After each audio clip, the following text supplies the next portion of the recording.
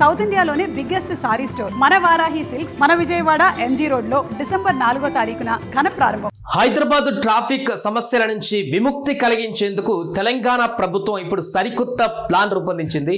PV express highway తరహాలో మరొక భారీ ఫ్లైఓవర్ ని నిర్మించబోతుంది రేవంత్ రెడ్డి సర్కార్. దీని ద్వారా ముఖ్యంగా గచ్చిబౌలి ఆ పరిసర ప్రాంతాలలో, టీహబ్ ఆ ప్రాంతాలలో ట్రాఫిక్ ఎదుర్కొంటున్నటువంటి ఐటీ ఉద్యోగులు, సాఫ్ట్వేర్ సంబంధించిన అన్ని రంగాల వారు ఈ యొక్క ట్రాఫిక్ సమస్యల నుంచి విముక్తి కలిగించడం కోసం, అదేవిధంగా సిటీ మధ్యలో నుంచి ఓఆర్ఆర్కి ఈజీగా కనెక్టివిటీ ఉండేటువంటి విధంగా అద్భుతమైనటువంటి ఫ్లైఓవర్కి ప్రణాళిక సిద్ధం చేయబోతుంది ప్రభుత్వం. దీని ద్వారా చాలా వరకు ట్రాఫిక్ సమస్యలే కాదు, ఈజీగా ఆఫీసులకు వెళ్ళడానికి ఒక స్కోప్ ఉంటుంది. వర్షాలు వచ్చినప్పుడు ముఖ్యంగా ఐటీ ఎంప్లాయీస్ అక్కడి నుంచి ఇంటికి రావడానికి గచ్చిబౌలి నుంచి ఎంత అవస్థలు పడతారో మనం నేను చూస్తాం. వీటన్నిటికీ చెక్ పడనుంది.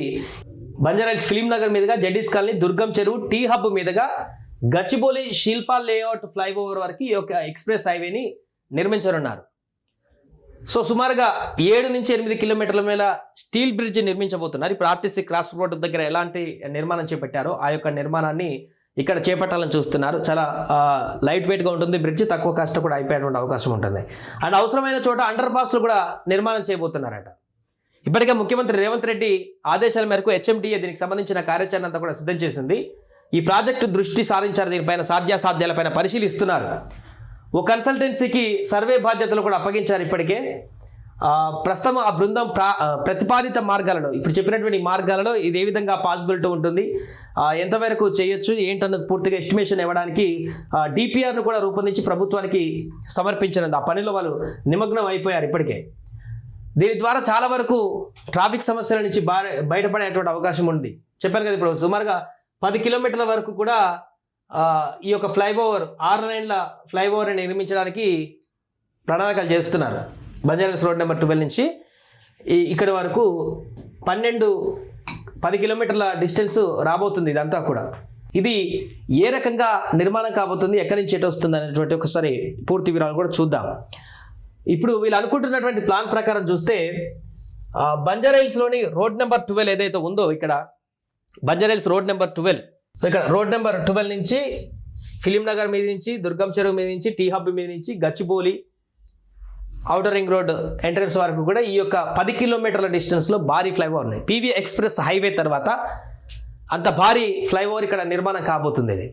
ఇది నిర్మాణం అయితే ఇక్కడ సిటీ సెంటర్ బంజారాహిల్స్ చూడండి, సిటీ సెంటర్ ఇక్కడ ట్రాఫిక్ మనకు ఎట్లా ఉంటుందో తెలిసిందే. కేబీఆర్ చుట్టుపక్కల ఈ ట్రాఫిక్లో ఉన్నటువంటి వాహనాలన్నీ కూడా ఒకవేళ ఓఆర్ఆర్కి వెళ్ళాలన్నా, గచ్చిబౌలికి వెళ్ళాలన్నా, ఐటీ సెక్టార్కి వెళ్ళాలన్నా, ఇటు నుంచి ఓఆర్ఆర్కి బయటకు వెళ్ళాలన్నా కూడా ఈజీగా ఈ ఫ్లైఓవర్ ఎక్కి ఓఆర్ఆర్కి వెళ్ళడానికి, ఐటీ హబ్లకు వెళ్ళడానికి, కొండాపూర్కి వెళ్ళడానికి, ఇటువైపు అన్ని ప్రాంతాలకు వెళ్ళడానికి ఈజీ యాక్సెస్ ఉంటుంది ఈ యొక్క ఫ్లైఓవర్ కంప్లీట్ అయితే.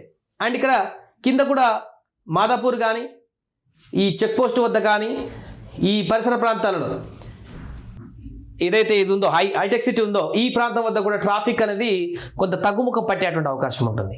దీంతో చాలా వరకు ట్రాఫిక్ ఇబ్బందుల నుంచి బయటపడేటువంటి అవకాశం ఉంటుంది.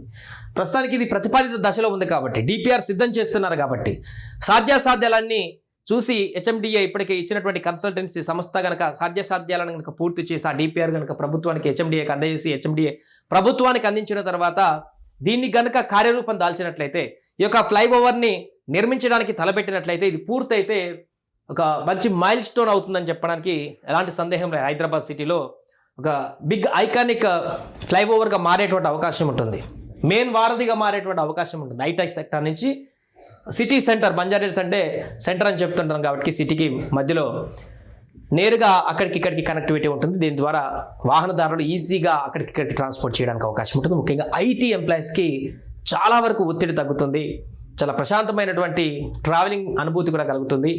బెంగళూరులో జరుగుతున్నటువంటి పరిణామాలను దృష్టిలో పెట్టుకొని ఇప్పటికే హైదరాబాద్ చాలా అప్డేట్ అవుతుంది. భవిష్యత్తులో కూడా ఇబ్బందులు రాకుండా ఉండేందుకు, ట్రాఫిక్ ఇబ్బందుల నుంచి బయటపడేందుకు ఇప్పటికీ చాలా ఫ్లైఓవర్ నిర్మాణం అయినాయి హైదరాబాద్లో గతంలో. కానీ అంతకు మించి అడ్వాన్స్డ్గా ఇంకా నిర్మాణం చేపట్టాలని రేవంత్ రెడ్డి భావించారు కాబట్టి ఈ యొక్క డిపిఆర్ని సిద్ధం చేయాలని ఆదేశించారు. కన్సల్టెన్సీ డిపిఆర్ పనిలో ఉంది. ఈ యొక్క ఫ్లైఓవర్ 10 కిలోమీటర్ల ఫ్లైఓవర్ కనుక నిర్మాణం పూర్తయిపోతే, అంటే కన్సల్టెన్సీ డిపిఆర్ సిద్ధం చేసి కార్యాచరణ ఓకే అయిపోయి ప్రభుత్వం ఆమోదం తెలిపి దీని ఫ్లైఓవర్ సిద్ధం కనుక ప్రారంభానికి కనుక నోచుకుంటే అద్భుతమైనటువంటి ఫలితాలు హైదరాబాద్ ట్రాఫిక్ నుంచి వచ్చేటువంటి అవకాశం స్పష్టంగా కనపడుతుంది.